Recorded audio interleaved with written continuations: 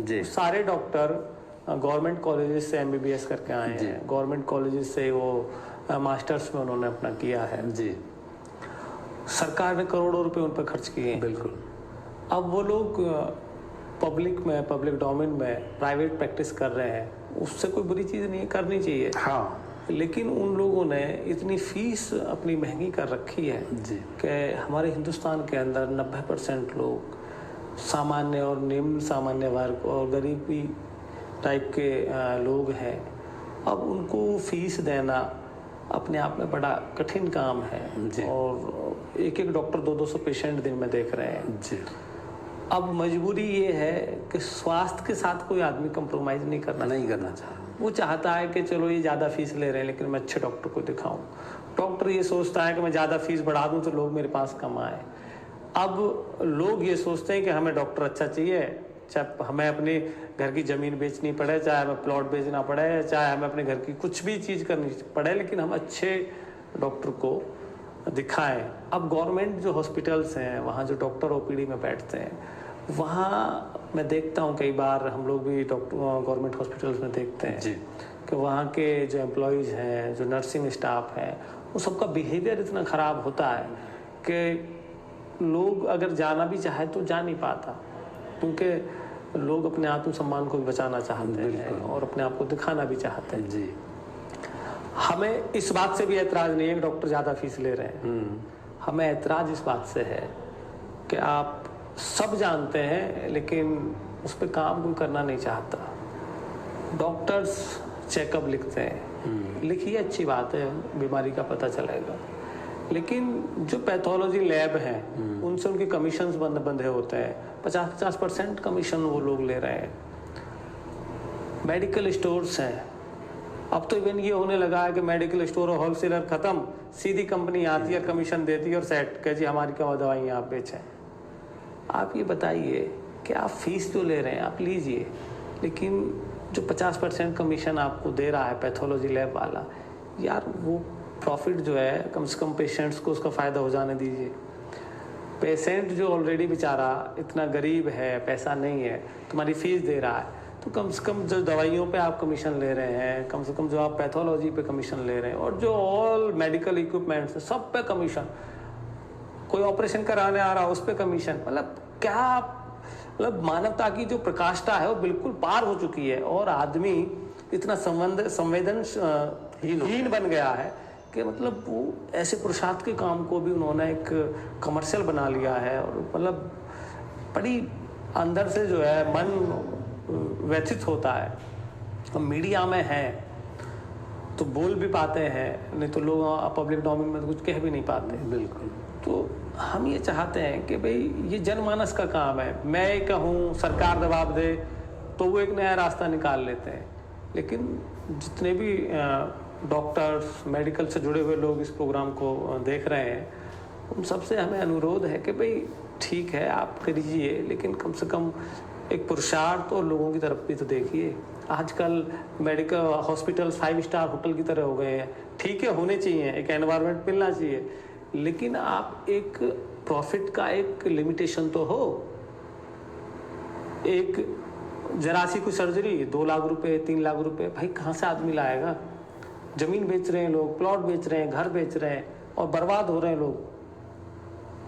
तो ये आप पिछले 20-25 साल से अखबार चला रहे हैं और आप कह रहे हैं कि हमने ऐसी ऐसी चीज़ें लिखी हैं, तो इस पे आपका क्या कहना है? मैं तो बहुत बोल लिया इस चीज़ पे। देखिए मतलब ऐसा होता है कि हर चीज़ के 2 पहलू होते हैं। जी बिल्कुल। अब एक तो हमने बता दिया, दूसरा आप बता दीजिए। मैंने भी डॉक्टर के बीच में बहुत रहा हूँ जी। ऐसा नहीं कि सारी गलतियाँ डॉक्टरों की हो सकती। नहीं, गलती तो हम बता ही नहीं रहे ना जी। मीन्स क्योंकि उनके साथ भी बहुत सारी कि मैं आईआईए का मेंबर भी हूँ जी। आईआईए मीन्स मैंने सवाल आपसे इसलिए तो किया कि आप इसके बारे में जानते होंगे, इसकी गहराई समझते होंगे। हाँ, अब जैसे मैं इंडियन इंडस्ट्रियल एसोसिएशन का मेंबर हूँ जी। आए दिन सरकार ऐसे ऐसे कानून बना रही है कि इतना खर्चा होता है उसमें। वही बात नर्सिंग होम के साथ है, वही बात क्लिनिक के साथ है। ये तो आप जानते देखिएगा खर्चे लोगों के बहुत होते हैं बिल्कुल, और वो खर्चे वहीं से निकालने होते तो कमीशन से निकलेंगे खर्चे। आप मेरा कंसर्न ये है कि देखो तेल तो तिल से ही निकलना है, लेकिन हम ये कह रहे हैं कि भाई आप खर्चे भी निकालिए, आप प्रॉफिट भी लीजिए, लेकिन एक लिमिटेशन तो हो। आप ये कमीशन खोरी क्यों कर रहे हैं? आप ठीक है, आपके खर्चे ज़्यादा हो रहे हैं तो उस हिसाब से आप उस चीज़ को कैलकुलेट कीजिए, लेकिन ये कमीशन जो है, इस कमीशन से उस खर्चे का क्या संबंध है? ठीक है, चलिएगा। देखिए, मैं डॉक्टर की तरफदारी नहीं ले, नहीं, तरफदारी की बात ही नहीं हो रही, आप कीजिए। नहीं, मुझे आप बताइएगा कमीशन किस क्षेत्र में नहीं है।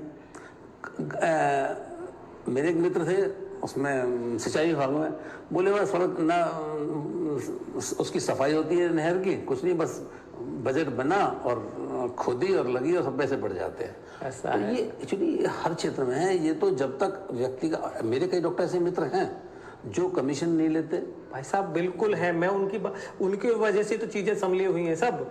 मैं देखो जो आप कह रहे हैं ना कि दूसरे सेक्टर्स में भी कमीशंस हैं, सब सेक्टर में कमीशन है, उससे कोई वो नहीं कर सकता, लेकिन मेडिकल जो है वो एक ऐसा सब्जेक्ट है या ऐसा फील्ड है जो आदमी को बिल्कुल, मतलब वर्ष से वर्ष कंडीशन कुछ भी होगी ना, उसको वो दिखाना है। अगर कुछ झोपड़ी वाला आदमी भी है, मजदूर भी है, उसके घर में पेशेंट है, तो उसकी मजबूरी है उसको दिखाना, चाहे उसे अपनी झोपड़ी बेचनी पड़े। बिल्कुल, ये एक मजबूरी वाला सेक्टर है।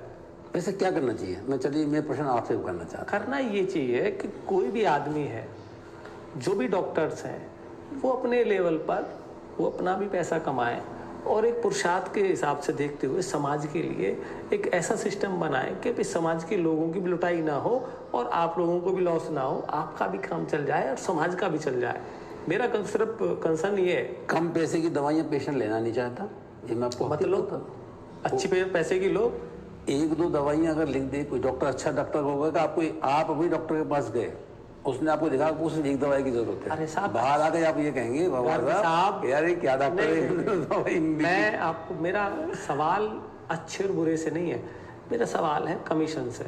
अभी आप देखिए जो जेनरिक दवाइयाँ हैं, हाँ, जेनरिक दवाइयाँ जो 2 रुपए की स्ट्रिप है, उसका प्रिंट रेट है 50 रुपए। ठीक है, पर आप जो है प्राइस रेट पर बेच सकते हैं, उससे ऊपर नहीं बेच सकते। 2 रुपए की दवाई 50 रुपए में जो है आप उसको बेच रहे हैं।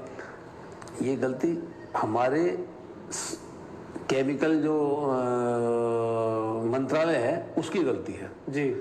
वही दवाई जब 50 रुपए की एक, आप भी कहेंगे मल्टीनेशनल बेचता है, देखिए तभी तो आदमी खरीदता है ना आपकी। एक्चुअली आप बहुत ज्यादा इस लाइन में नहीं है अंदर तक। 2 रुपए की दवाई बनती है मल्टीनेशनल वाले की, 2 रुपए की दवाई बनती है दूसरे वाले की, जेनरिक वाले की। कोई जेनरिक नहीं होता जी। जेनरिक वो जो डायरेक्ट कंपनी से आकर बिकने लगे और उसे बोलते हैं, और एक वो कि जो उसे मल्टीनेशनल लाते हैं या उसके बीच में सब जो खर्चा होता है वो सब उसमें ही इंक्लूड होता है। तो मैं नहीं समझता ये एक ऐसा टॉपिक है जो मैंने पॉसिबल नहीं तो इसमें अगर डायरेक्ट जेनरिक कंपनी कुछ चीज, अगर मैं कह रहा हूँ एमएनसी दे रही है उसको 50 रुपए की और जेनरिक दे रही है उसको 2 रुपए की जी, तो अब ये जागरूकता आपके अखबार के माध्यम से लोगों के बीच जानी चाहिए कि भाई जब ये 50 रुपए की हमें एमएनसी दे रही है, जेनरिक हमें 2 रुपए की दे रही है, तो भाई हम 50 रुपए की दवाई क्यों लें। तीसरी चीज एक ये होनी चाहिए कि जो 2 रुपए की चीज है उसे आप 5 रुपए में बेच लो, 6 में बेच लो, 10 में बेच लो, लेकिन उसको 50 में तो मत बेचो। मेरा कंसर्न ये है। देखिए ये पेशेंट जो आता है वो डॉक्टर के उस पर आता है, उसके भरोसे पर। पेशेंट केमिस्ट के भरोसे पे नहीं जाता। बिल्कुल, हम तो ना केमिस्ट की, ना मेडिकल उसकी, होलसेलर की, ना कंपनी किसी की बात नहीं कर रहे, हम तो बात ही डॉक्टर की कर रहे हैं। सारा गेम डॉक्टर का ही तो है। हाँ, बिल्कुल सारा गेम डॉक्टर का है। और ये सभी तरह के लोग हैं समाज के अंदर, देखिएगा कमीशन वाले भी हैं, नहीं भी हैं, तो मैं नहीं समझता इसका कोई हल निकलेगा। देखिए डॉक्टर हो, वैद्य हो, हकीम हो, कोई भी आदमी जब जाता है किसी के पास तो विश्वास पे जाता है। हाँ बिल्कुल, और विश्वास में आप उसको, मैं कह रहा हूँ कि राख की पुड़िया भी बांध के दे दो तो भी उसको फायदा करेगी, फायदा भी करेगी और वो ले भी लेगा। लेकिन बात ये है कि आपके पास अगर कोई आदमी आ रहा है तो उसका विश्वास बना रहना चाहिए।